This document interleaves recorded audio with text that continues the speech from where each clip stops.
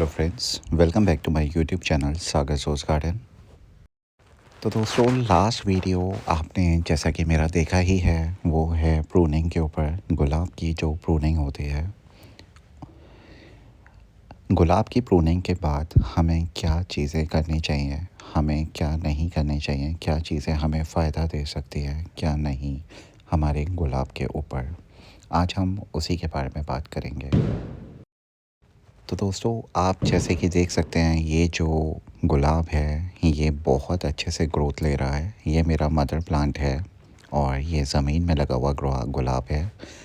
ये मैंने जो नॉर्मली मेरे जितने भी पॉट्स हैं उनसे तकरीबन 10 से 15 दिन पहले मैंने इसका प्रूनिंग किया था और बहुत अच्छी ग्रोथ आ रही है इसमें। इसमें सारे बेनिफिट्स जो हमने प्रूनिंग से पहले किए हैं उस चीज़ के हमें मिल रहे हैं। जैसे कि हमने मल्चिंग किया था, मल्चिंग का हमने पूरा वीडियो अपलोड किया था। देखिए, सारी चीज़ें हमें जो भी हम स्टेप बाय स्टेप जो भी प्रूनिंग से पहले किए हैं उसकी एक एक चीज़ का हमें रिज़ल्ट मिलना निश्चित है। जो मल्चिंग हम लोग करते हैं उसका बेनिफिट हमें थोड़े टाइम बाद मिलना स्टार्ट हो जाता है। एंड उसके बाद में हमने इसमें माइक्रो राज़ा दिया है, वो रूट्स पे बहुत अच्छे से वर्क करता है। एंड जो हमारी मल्चिंग है वो बहुत सारी चीज़ों से मिल के बनी है। हालांकि हम उसे क्वांटिटी कम देते हैं, चाहे वो कोई भी मीडिया हो। अब आप जैसे कि देख सकते हैं कि मेरे कुछ कुछ गुलाब में पत्ती आनी स्टार्ट हो गई है। मेरे ये जो लॉन में नीचे रखे हुए गुलाब हैं, ये मैंने 15 ऑफ अक्टूबर को प्रून किया था।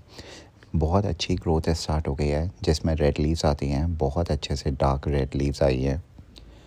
जो प्लांट है सभी में हल्के हल्के इसमें शूट्स आने स्टार्ट हो गए हैं। दोस्तों, जो सबसे पहला हमें स्टेप करना है प्रूनिंग के बाद में, जिसका हमें बहुत ज़्यादा ध्यान रखना है, वो है इंसेक्टिसाइड्स। अगर हम लोग अपने गुलाब पे इस स्टेज पे जो कि नई ग्रोथ आती है उस पे इंसेक्टिसाइड यूज़ नहीं करेंगे तो हमारे गुलाब बिल्कुल भी ना सुंदर लगेंगे, ना अच्छी ग्रोथ हो पाएगी, ना वो अच्छे से फ्लावरिंग की तरफ जा पाएंगे। प्रूनिंग के बाद जो सबसे पहला हमें स्टेप लेना है वो है इंसेक्टिसाइड का। हमें थ्रिप्स, माइट्स का बहुत ज़्यादा ध्यान रखना पड़ेगा। अगर हम लोग इसकी मेडिसिन यूज़ नहीं करेंगे तो हमारे गुलाब में डेफिनेटली 110% जितना भी नया ग्रोथ आएगा उस पे थ्रिप्स इस वक्त ज़रूर लगेगा। थ्रिप्स लगने का मतलब है आपके गुलाब 110% पीछे जाएंगे, आपका गुलाब अच्छा फ्लश नहीं दे पाएगा। थ्रिप्स को हटाने के लिए मैंने ऑलरेडी एक लॉन्ग वीडियो पहले ही बनाया हुआ है इंसेक्टिसाइड्स के ऊपर, आप उसे भी विज़िट कर सकते हैं। बाकी मैं इमिडाक्लोरोफाइड इसमें यूज़ करता हूँ 1.5 ml के हिसाब से। जब मैंने प्रून किया था उसके बाद में मैंने बहुत अच्छे से इसे स्प्रे किया पूरे प्लांट को। एंड प्लांट्स के आसपास भी जितने प्लांट्स हैं या ज़मीन है, मैंने उसमें भी बहुत अच्छे से स्प्रे किया कि माइट्स थोड़ा बहुत इधर उधर जो होता है वो भी मर जाए। एंड ये प्रोसेस हमें करना बहुत इम्पॉर्टेंट है। स्टार्टिंग में आप इसे हर 4th डे पे करिए, क्योंकि नई ग्रोथ में बहुत जल्दी थ्रिप्स एंड माइट्स का अटैक आता है। आपको माइट्स एंड थ्रिप्स दोनों पे वर्क करना है। मैं 1 ग्राम ऑफ इमिडाक्लोरोफाइड लेता हूँ एंड 1 ग्राम ऑफ ओमाइट ले लेता हूँ, या कोई भी आपके पास माइटीसाइड है आप वो यूज़ कर सकते हैं।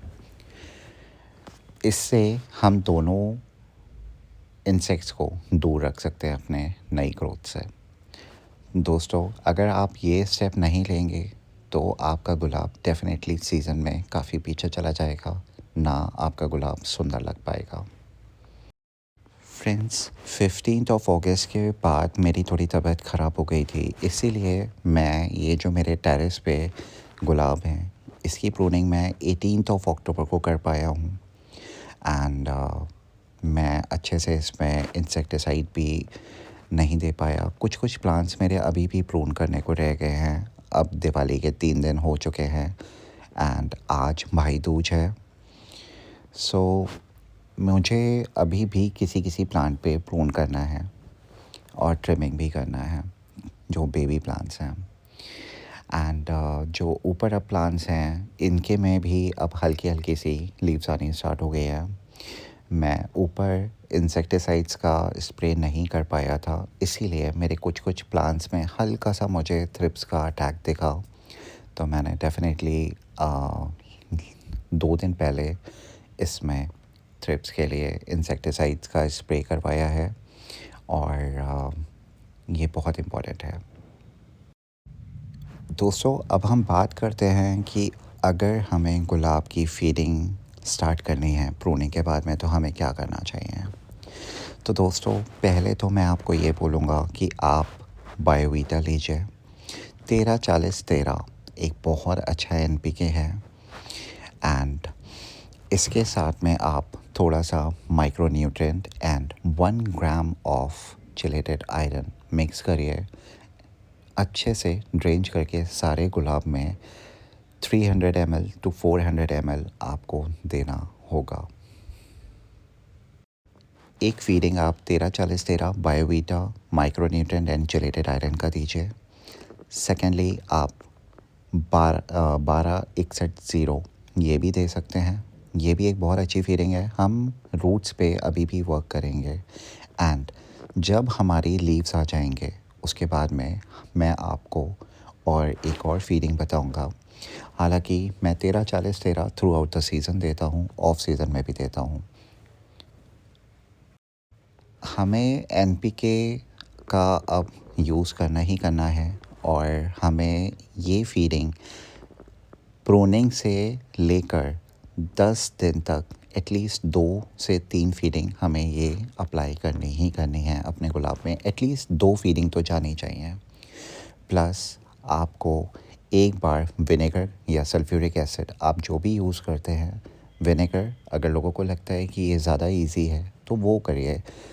विनेगर आपको कोई भी एक अच्छी कंपनी का लेना है। 3 to 5 ml प्लांट के साइज़ के अकॉर्डिंग आप लीजिए। उसे पर लीटर 3 to 4 ml पर लीटर के हिसाब से मिक्स करिए और पानी में मिक्स करके ड्रेंच करके अपने गुलाब में दे दीजिए। हमें ये प्रोसेस करना भी बहुत इम्पोर्टेंट है एंड इस बात का हमें ध्यान रखना है कि ये कम से कम 8 से 10 दिन में हमें ये विनेगर या सल्फ्यूरिक एसिड वाला प्रोसेस एक बार करना ही करना है। तो दोस्तों ये जो एक मैं अब बात करने जा रहा हूँ थर्ड टॉपिक, ये हमारे गुलाब के लिए बहुत इम्पोर्टेंट है। ये हमेशा हमेशा आप लोगों को अपने माइंड में रखना है कि हमें अपने गुलाब को पानी कैसे देना है, कितना शॉवरिंग करना है, किस किस टाइम पे करना है। ये सारी चीज़ें आपको मेंटेन करके चलना पड़ेगा अगर आपको अपना गुलाब अच्छा करना है। तो आप लोग जितना कर सकते हैं अपने गुलाब के साथ में कि आप लोग कितना फीडिंग दे रहे हैं, किस हिसाब से अपने गुलाब को मेंटेन कर रहे हैं, but at the end of the day आप पानी कैसा दे रहे हैं ये बहुत इम्पोर्टेंट। दोस्तों मैं अर्ली मॉर्निंग उठ के अपने गुलाब में तकरीबन सारा एक बार अपने गुलाब में बहुत अच्छे से नज़रें डालता हूँ कि कहीं कोई डाई बैक तो नहीं है, कहीं कोई प्रॉब्लम तो नहीं आ रही है, थ्रिप्स तो नहीं है, माइट्स तो नहीं हैं और जो भी उसमें अनवांटेड जो वीड्स आते हैं, जो खरपतवार होती है हमारे पौधों में, वो तो नहीं आ रही है। इसके अलावा फिर मैं तकरीबन 9-9:30 बजे इन दिनों में, क्योंकि अब मौसम थोड़ा थोड़ा ठंडा होना शुरू हो गया है, रात में ओस भी स्टार्ट हो गई है गिरनी। विंटर्स में हमें बहुत ज़्यादा पानी की ज़रूरत नहीं पड़ती। हमें सिर्फ इतना पानी देना है आफ्टर प्रूनिंग कि हमारे गुलाब सिर्फ मॉइस्चर मेंटेन कर पाएँ और जब हम लोग इसमें अच्छे से पानी दे दें या जितना हमें लगता है कि पानी देना चाहिए उतना दे दिया, उसके बाद में हमें शॉवरिंग अपना जो भी हमने गुलाब कटिंग किया है उसके स्टेम्स में हल्का हल्का शॉवरिंग बहुत इम्पॉर्टेंट प्रोसेस है। एज़ जितना ज़्यादा उसमें मॉइस्चर मेंटेन होगा उतने अच्छे से नॉट्स ओपन होंगे। हमें ये कोशिश करना चाहिए कि हमें एक बार मॉर्निंग में शॉवरिंग करें और अराउंड 3 to 4 PM एक बार हम लोग शाम को भी हल्का हल्का मिस्ट, या आपके पास अगर मोटर का स्प्रेयर है तो आप उससे भी स्प्रे कर सकते हैं। उससे हमारे रूट्स में पानी कम जाएगा। तो दोस्तों, हमें आफ्टर रोज़ प्रूनिंग सबसे ज़्यादा इम्पॉर्टेंट जो प्रोसेस है वो करना है इंसेक्टिसाइड्स। Second, feeding. थर्ड, हमें जो देना है विनेगर या सल्फ्यूरिक एसिड। फोर्थ, जो हमें सबसे ज़्यादा इम्पॉर्टेंट प्रोसेस सेम इक्वल वे में हमें जो करना है वो है वाटरिंग एंड शॉवरिंग। वाटरिंग हमें गुलाब में इतनी ही करनी है जिससे हमारा गुलाब सिर्फ सरवाइव करे अभी। एंड शॉवरिंग इसलिए इम्पॉर्टेंट होती है, एक तो वो मॉइस्चर मेंटेन करता है, इंसेक्ट्स को दूर रखता है। तो थैंक यू फ्रेंड्स, फिर मुलाकात होती है नई वीडियो के साथ।